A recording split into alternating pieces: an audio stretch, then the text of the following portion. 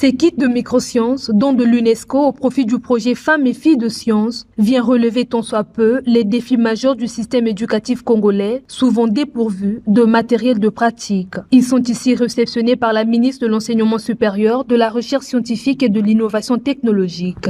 Le ministère de l'Enseignement supérieur, de la Recherche scientifique et de l'Innovation technologique réceptionne les kits de microsciences, de chimie, physique, biologie, géologie, composés de 11 cartons de 20 kits chacun de chimie basique, un kit spécial de chimie organique, 36 kits de microchimie avancée, 50 kits de physique en électricité basique, 2 cartons de kits en SVT, c'est-à-dire les sciences de la vie et de la terre, 2 kits de microburettes, 4 pochettes de microburettes contenant 7 pochettes et micropipettes, 4 multimètres digital, imprimante 3D, un carton de 10 bobines d'impression.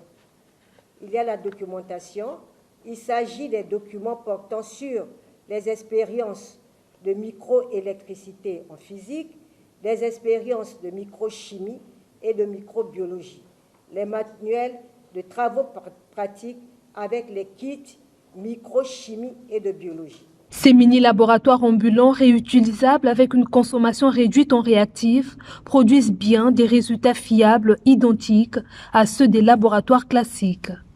C'est un kit de physique basique, d'électricité, pour pouvoir réaliser un circuit électrique. On utilise même des trombones, matériel de bureau classique. En réalité, c'est un cycle fermé, suivant les besoins qui sont établis dans un établissement scolaire ou dans un milieu quelconque. On peut fabriquer notre propre matériel pédagogique, en partant de la règle gratuite au combo-plate, tout simplement.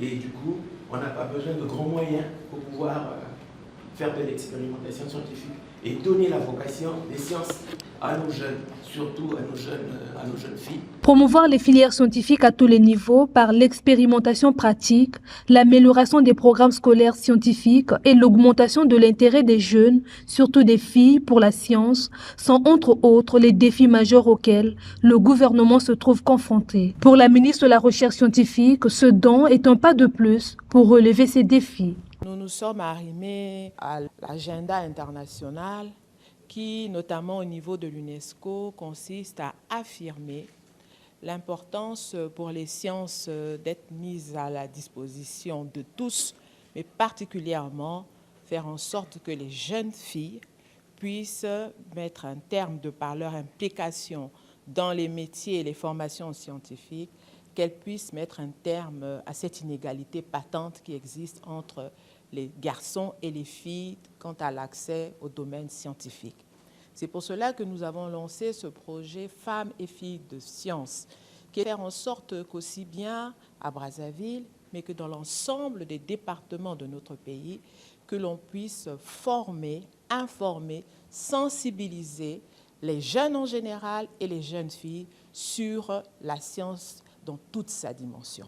Nous mettons à la disposition de nos jeunes en général et des jeunes filles de l'expérimentation, ce qui va participer donc à l'amélioration de la qualité de l'enseignement scientifique qui est dispensé dans nos lycées et ce qui préparera, je n'en doute pas, ces jeunes filles à embrasser des carrières scientifiques.